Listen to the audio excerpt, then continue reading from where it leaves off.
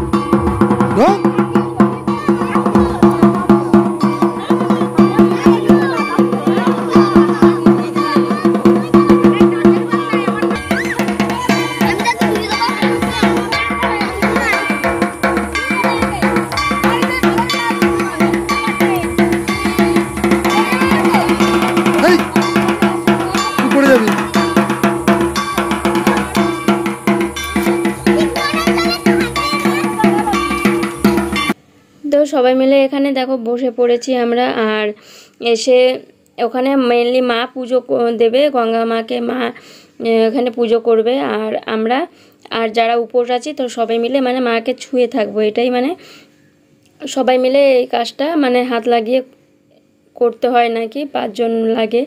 যাই হোক, তা এই যে দেখো তেলটা দেওয়ার সঙ্গে সঙ্গে কী অপূর্ব লাগছে দেখতে, না কালারটা কি সুন্দর, সেই 7 রঙের সেই রামধনুর মতন দেখতে, খুব সুন্দর, মানে খুব অপূর্ব লাগছে কালারটা দেখতে, তাই না?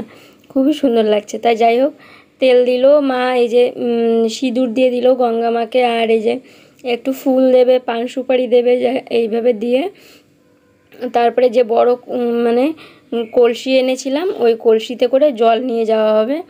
তা এখানে পুজো টুজো করে নিয়ে তারপরে জল দুটো, একটা কলসি আর একটা ঘড়া, দুটো এনেছিলাম।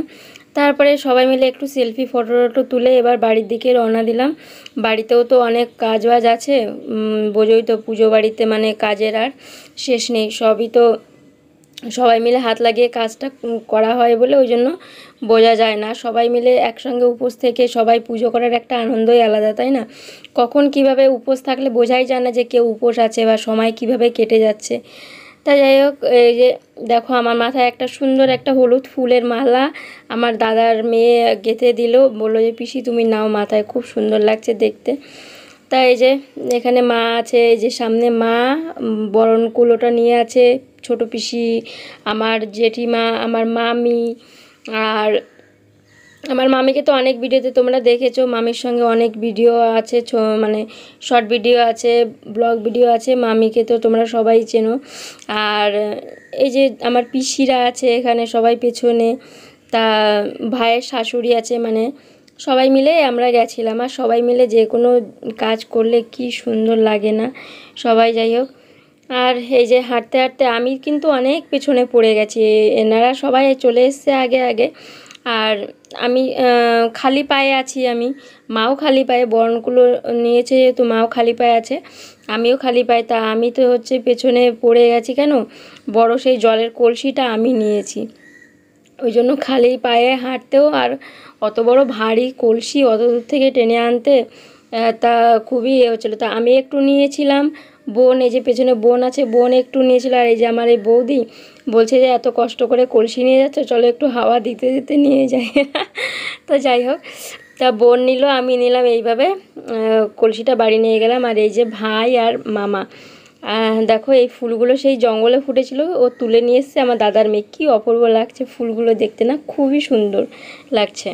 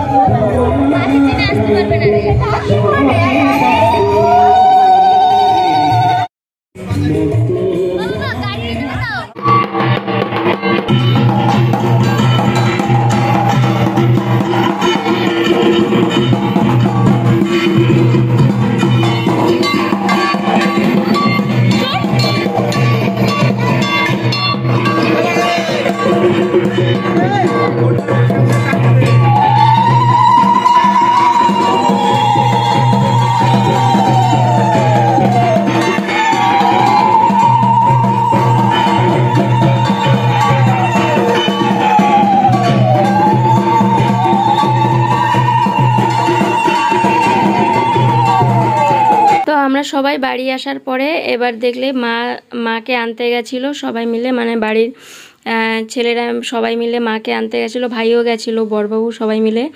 মা বাড়ি চলে এসছে, এবার মাকে বরণ করে নেওয়ার পালা।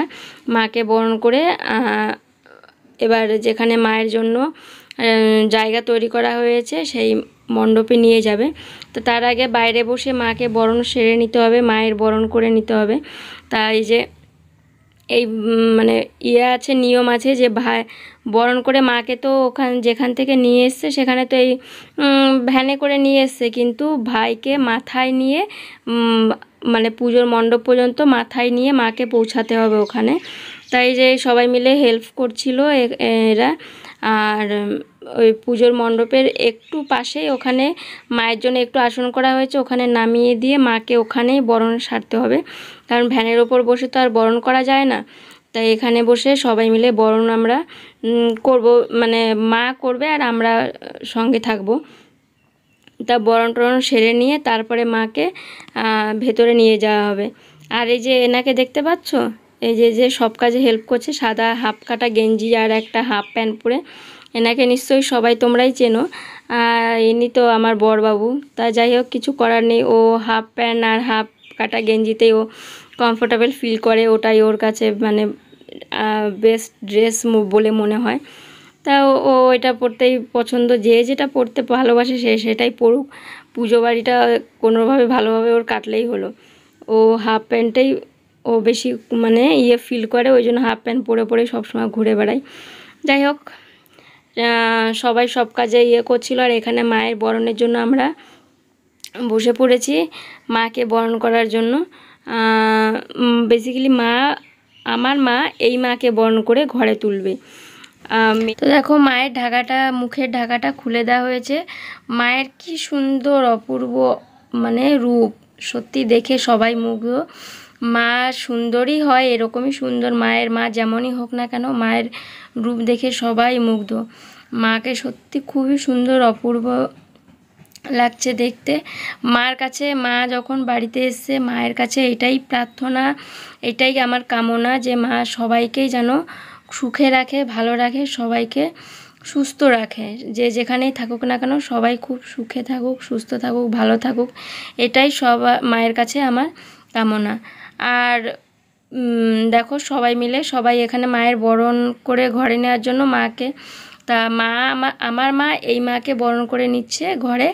দেখো তেল দিয়ে জল দিয়ে মায়ের পায়ে মুছিয়ে দিল। তা এবার মাকে মিষ্টি মুখ করিয়ে মাকে যেখানে মায়ের জন্য প্যান্ডেলে জায়গা বানানো হয়েছে, মানে মায়ের যে স্থানটা রাখা হয়েছে যেখানে মাকে রাখা হবে, রেখে মাকে সারা রাত ধরে মায়ের পুজো চলবে, সেইখানটায় মাকে নিয়ে যাওয়া হবে। তা আগে মা ফার্স্টে মিষ্টি মুখ করিয়ে নিচ্ছে, করিয়ে জল মিষ্টি দিয়ে তারপরে ঘরে নিয়ে যাবে।